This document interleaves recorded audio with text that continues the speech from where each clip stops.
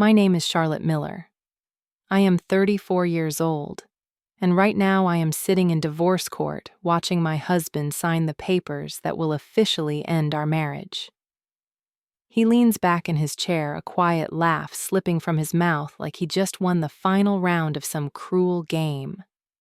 His lawyer offers a polite nod while Ethan smirks his fingers, spinning his expensive pen like this moment is a victory. I wonder what it feels like to believe you've crushed someone completely, to look across the room at a woman you once promised to love and think she has nothing left.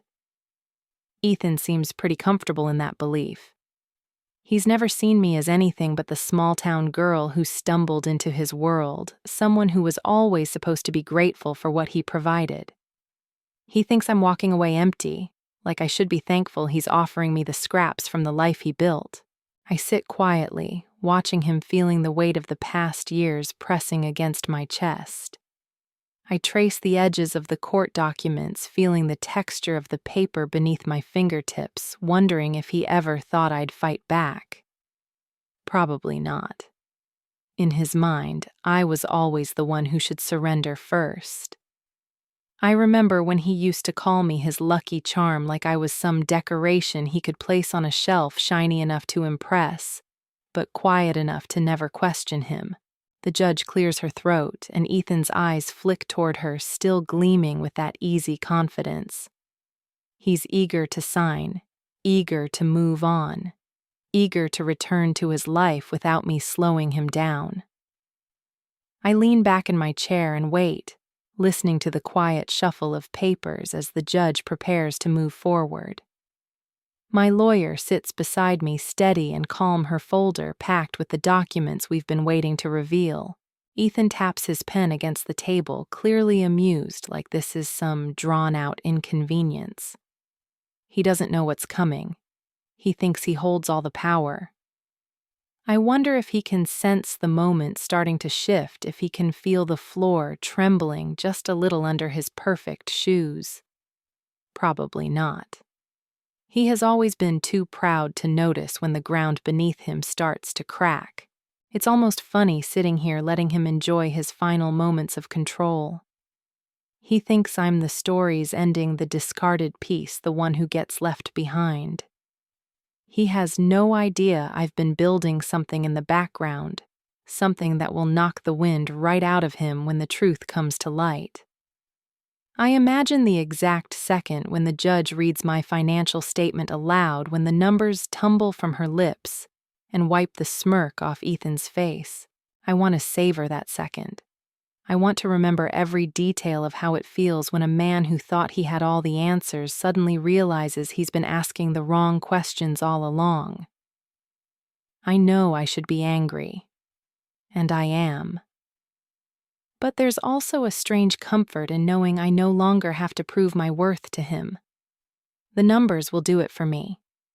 The truth will sit heavy in this courtroom, and for once I won't have to say a single word. But I will tell you everything.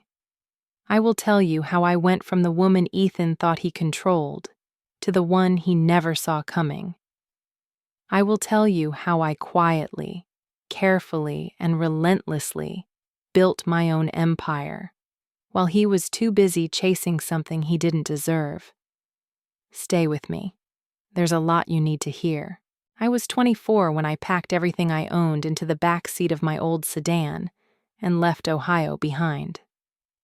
I was chasing a dream, determined to make it in New York as a graphic designer, believing that my talent and stubbornness would be enough to build the life I wanted. The city was loud, fast, and completely overwhelming, but it made me feel alive in a way I had never felt before. I found a tiny apartment with a window that barely opened, and a job at a small design firm that paid just enough to cover rent and instant noodles. I didn't mind. I was doing what I loved. Every day was a puzzle, a new problem to solve, a chance to prove I belonged in a place like this. I didn't need fancy dinners or designer clothes. I was happy with my secondhand furniture and my cluttered desk filled with sketches. Then I met Ethan Carter. It was at a charity event for a children's hospital. I had volunteered to design their promotional materials, excited just to contribute. Ethan was there because his firm was one of the main sponsors, and he looked like someone who had never worried about a single bill in his life. He found me standing awkwardly near the back and smiled in a way that felt like the sun had just moved to follow me. He told me I didn't look like I belonged at that kind of event. I laughed because I thought he was joking, but now I know that moment told me everything I needed to know. Back then, I saw him as generous, charming, and kind. He made me feel like I was the only person in the room worth noticing. When he invited me to dinner, I said yes without hesitation. Our relationship moved quickly. Ethan introduced me to a world I had only seen in movies. Private rooftop dinners, weekend trips to places I had only read about, gifts that left me speechless. It was a life wrapped in silk, and I let myself get wrapped in it too. I told myself I was still grounded, still the same Charlotte from Ohio, but little by little I was becoming someone else. Ethan never asked me to change, not directly. He just made small suggestions, always delivered with a soft smile. Maybe I should consider working less. Maybe I didn't need to take that promotion since his income was more than enough. He said I worked too hard for so little. I thought he was looking out for me. I didn't see how slowly the edges of my world were shrinking. His family was another story. They greeted me with tight smiles and cold eyes, calling me sweet, in the same way someone calls a puppy sweet, harmless, but out of place. His mother, Evelyn, often reminded me how lucky I was, how not everyone gets to live like this. I would sit at their dinners feeling like a guest at my own life, trying to follow their conversations about vacations and investments I didn't understand. At first, I fought to keep my job. I told Ethan it mattered to me. He would nod, kiss my forehead, and tell me he understood, but somehow every conversation circled back to how exhausted I seemed, how much better life would be if I just let him take care of everything. Eventually, I stopped arguing. I told myself I could take a break and go back later, but the truth was I was already slipping away from the person I had been. The girl who had driven to New York with nothing but a dream was getting harder to find. I started measuring my days by Ethan's schedule, by the parties he wanted me to attend, by the friends I was expected to impress. I told myself I was building a life, but somewhere deep inside I knew I was slowly disappearing in his world. I was supposed to be grateful. I was supposed to feel safe. But I just felt smaller. Life with Ethan started to shrink around me in ways I didn't notice at first. It began with little questions that sounded like concern but felt like inspection. He would ask about a purchase I made, about a lunch with friends, about why I needed to spend so much on art supplies. He would smile and remind me that he was just trying to help me make smarter choices. But those choices always seemed to disappear under his approval. Every time I swiped my card, I thought about what Ethan would say later when he looked through the statements. He would sit at the kitchen table reviewing the numbers like a boss checking an employee's expenses. It didn't matter if I spent $50 or $500. What mattered was that he hadn't authorized it. He once questioned why I bought a simple pair of running shoes when he could have taken me to get something more appropriate. I told him I liked them. He told me liking something wasn't enough. Soon I found myself asking for his opinion before buying anything. I told myself I was just trying to avoid another lecture. But the truth was I was learning to make myself smaller before he could remind me I was already too small. My days became carefully measured not by what I wanted, but by what wouldn't upset him. I stopped visiting coffee shops. I stopped seeing friends. I stopped reaching for things that once made me feel alive. The distance from my family came next. Ethan always had a reason why I couldn't go home for the holidays. His work was too busy. The flights were inconvenient. My parents' house was too cramped for someone used to space and quiet. He told me they would understand. I stopped pushing back. After a while, I stopped getting invited. My parents' voices over the phone became softer, unsure of where they fit in my life now. Ethan's world replaced mine. His friends, his dinners, his charity events. I became a shadow in rooms filled with expensive clothes and rehearsed conversations. I would stand next to him while people smiled at me, politely asking if I still did those little design projects. Ethan would laugh, resting his hand on my back, telling them I was finally relaxing now that I didn't have to worry about working. He made it sound like I had been rescued, but I didn't feel rescued. I felt erased. Every decision, every movement felt like it had to pass through him first. I couldn't even choose what art to hang in our home. I had wanted to put up a canvas I painted one evening when the city lights inspired me. Ethan said it clashed with the rest of the space.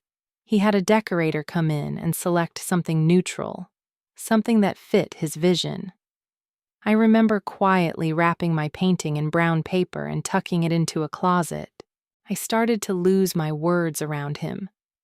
I didn't know how to argue anymore. I didn't know how to ask for things without sounding like I was asking for permission. When I laughed at his jokes in public, I sometimes caught myself wondering when the sound stopped feeling real. I wasn't even sure what I genuinely found funny anymore. My own voice felt like something I had misplaced. The loneliness became sharp, like a constant ache that I couldn't name out loud. I had everything I was supposed to want. The luxury condo, the dinners, the safety net. But I couldn't remember the last time I felt like I belonged in my own life. Ethan's version of love came with rules I hadn't agreed to, but somehow started living by anyway. I thought maybe if I stayed quiet long enough, I could find peace inside the silence. I didn't know yet that silence was the thing slowly destroying me. The first step I took toward freedom was small. It didn't feel like a revolution. It felt like walking into a bank on a quiet afternoon and asking to open an account Ethan didn't know about. I told myself it was nothing, just a safety net just in case. But deep down, I knew what I was doing. I was creating a door one I might need to walk through someday. I set up a small direct deposit from the little freelance jobs I had quietly picked up. Nothing big enough to draw Ethan's attention. I started taking on projects from people who paid in cash or sent payments to an email Ethan didn't monitor. I worked from my laptop late at night, sitting in the guest room I pretended to use for writing thank you cards. It became my hidden office, a place where I could still feel like myself. That's where I met Sophie. I overheard her one morning at the local coffee shop, frustrated about the expensive marketing quotes she had received.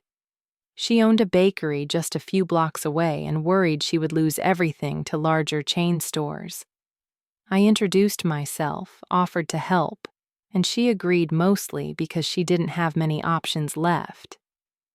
I built her a simple website and set up her social media pages, working after Ethan went to sleep, always careful to close my laptop the second I heard his footsteps. Helping Sophie felt like remembering how to breathe. Her bakery started pulling in more customers. She told her friends about me, and soon I had other small businesses asking for help. I didn't charge much, just enough to keep my hidden account growing, but every project made me feel like I was waking up a part of me I thought I had lost. Sophie became my friend. She made me feel seen in a way Ethan never did. Through one of Sophie's friends, I met Natalie. She was nothing like the women I usually met at Ethan's parties. Natalie ran her own company, and she didn't apologize for being smart or successful. She saw something in me. She told me my prices were too low, that I needed to start valuing my work. I was scared to ask for more, but I listened. She taught me about building a business, about how to present myself, about why I needed to stop shrinking in rooms where I belonged. I studied every resource I could find. I signed up for free online courses about marketing, finance, and business development. I read books late into the night, careful to delete my browser history each time. Ethan thought I had finally settled into the life he wanted for me. I let him believe that. I smiled at his friends, went to his events, played the perfect wife. I built my own world in the quiet hours, brick by brick, hoping I wouldn't leave any trace behind. Natalie introduced me to the basics of investing. She told me my money couldn't just sit in a savings account.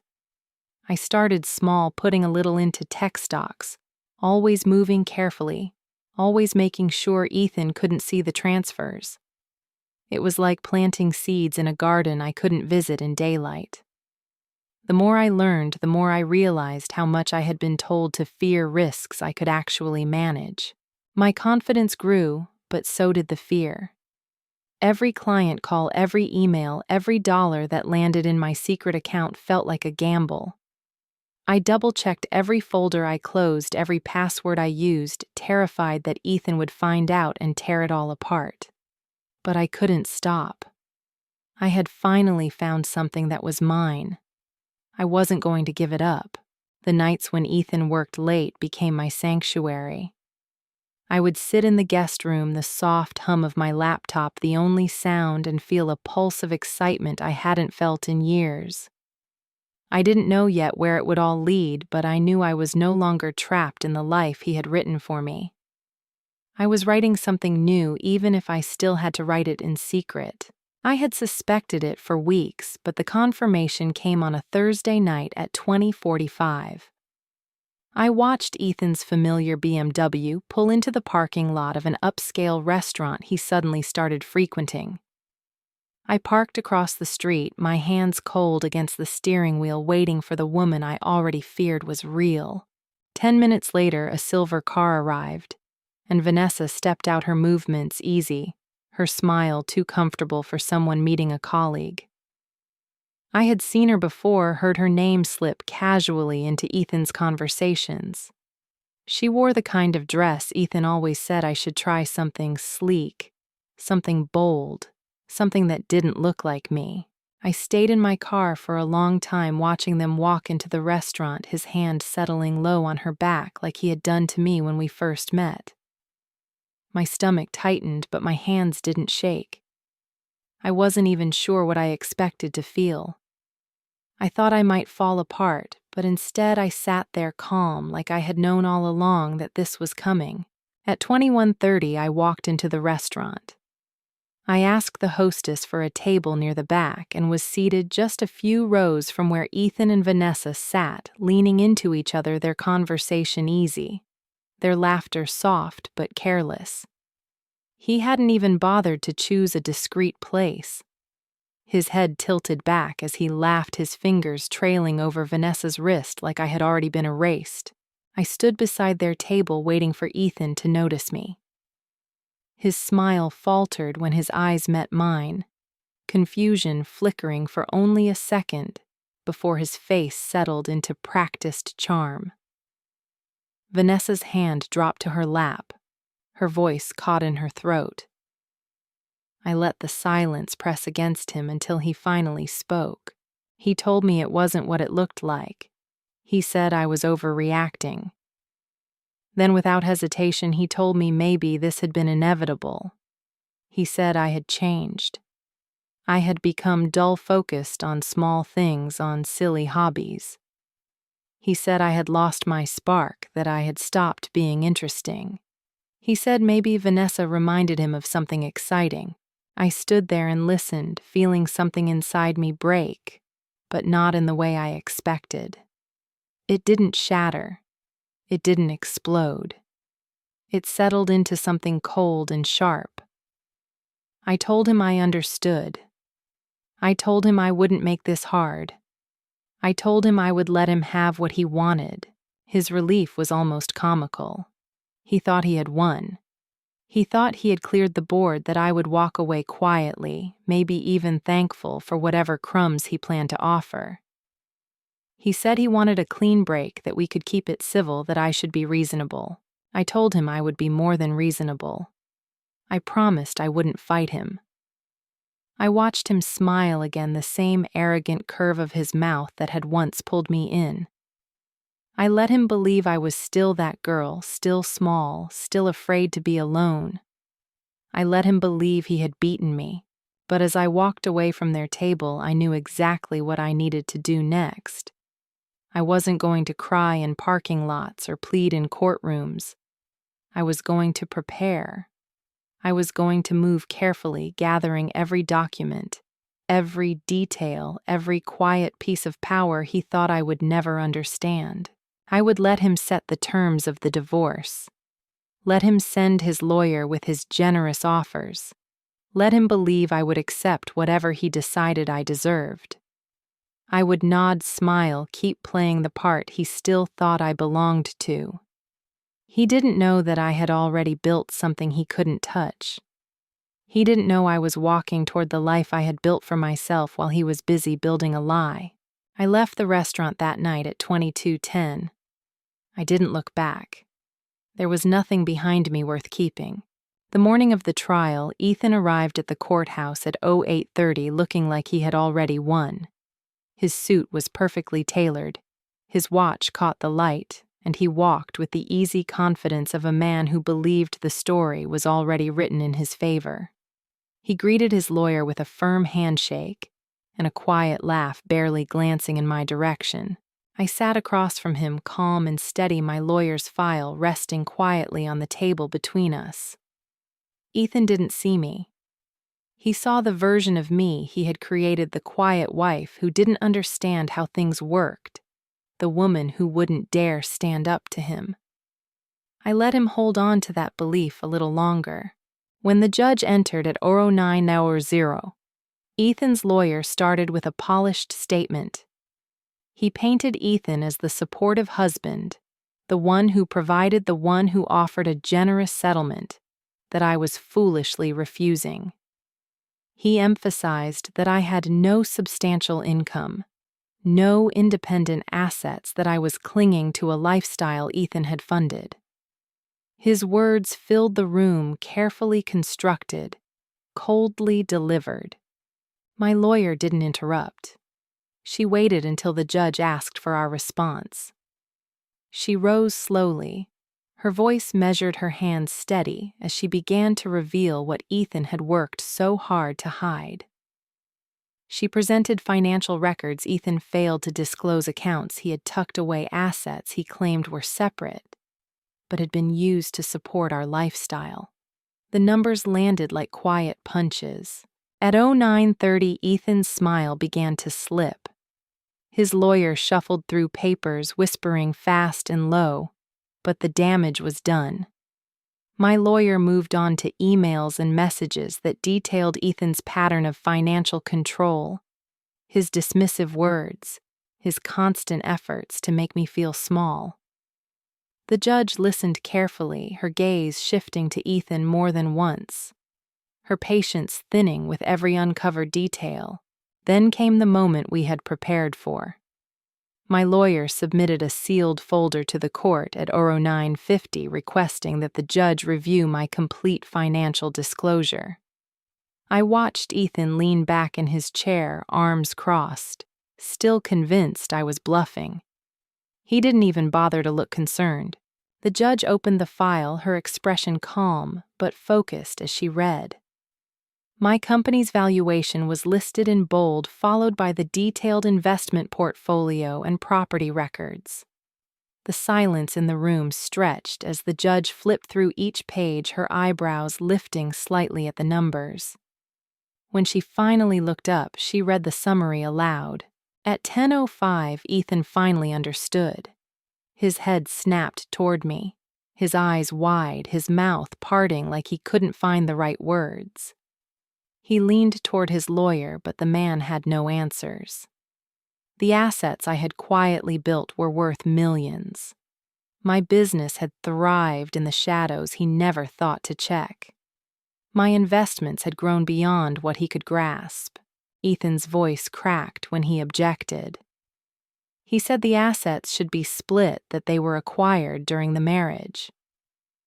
My lawyer calmly referred the court to the prenuptial agreement page 17, paragraph 6, the clause that protected any business built without Ethan's financial contribution. The judge read the clause aloud, her tone firm, her patience gone. At 10:15, Ethan realized he had lost. His face drained of color, his posture collapsed. He looked like a man watching his castle fall brick by brick. Vanessa sat in the gallery, her eyes fixed on the floor, her face unreadable. She slipped out quietly as the judge continued to outline the division of assets. Ethan didn't even notice she had left. The ruling was final by 10:30. I would keep my company, my investments, my property. I would receive more than half of the remaining marital assets due to Ethan's financial misconduct. The condo would be sold. The proceeds would not favor him. I watched him stand his steps unsteady, his breath shallow. He looked at me like he was seeing a stranger.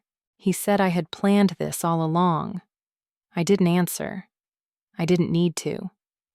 I gathered my things and walked out of that courtroom, leaving Ethan behind, surrounded by the weight of his own mistakes. The victory wasn't loud. It didn't need to be. It was mine. That was enough. I moved into my new apartment on a bright Saturday morning at 09:00. The space was filled with sunlight and tall windows that looked out over the river. It was the first home I had chosen for myself, and every piece of furniture, every color on the walls reflected my taste, and no one else's. I unpacked, slowly placing books I loved on open shelves, hanging art I had painted in quiet moments when no one was watching. For the first time in years, I didn't need to ask for permission to make a space feel like mine. I didn't need to justify my choices or worry about someone else's opinion. The silence felt different here. It wasn't heavy or sharp. It felt open.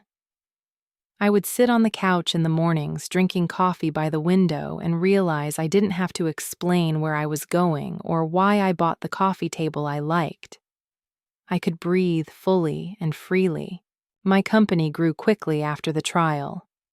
Without the weight of hiding, I finally had room to focus. I hired a small team of people who believed in helping small businesses the way I had helped Sophie. We worked with local shops, family-owned restaurants, and first-time entrepreneurs.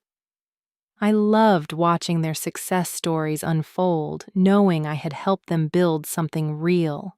At 11:00 on a quiet Wednesday, I signed the final paperwork to launch a foundation dedicated to helping women gain financial independence.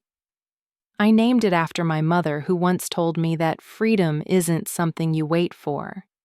It's something you build. The foundation offered workshops, mentorship, and small grants for women who needed a starting point. Working with those women reminded me how easily people can be convinced they have no power. I saw pieces of myself in their stories, in their fears about starting over, in the way they lowered their voices when talking about money. I told them what I had learned. Financial independence is not about the numbers in your account. It's about having choices. The trips home to Ohio became regular again. I stopped making excuses, stopped worrying about what Ethan would have said about the small town I used to love. I spent weekends in my parents' kitchen helping my mother bake, sitting on the porch with my father catching up with my brothers. They never asked why I stayed away for so long. They just welcomed me back. My mother hugged me a little longer when I arrived, as if she could feel the difference in me, as if she knew I had finally come home. Not just to them, but to myself. I helped my nieces with their school projects, laughed with my siblings, and let myself remember who I was before I tried to fit into a life that never really wanted me. There was something healing about being surrounded by people who loved me without conditions. I didn't have to perform. I didn't have to be impressive. I could just sit at the kitchen table drinking sweet tea, listening to stories I had missed, and feel completely at peace. I stopped measuring my days by productivity.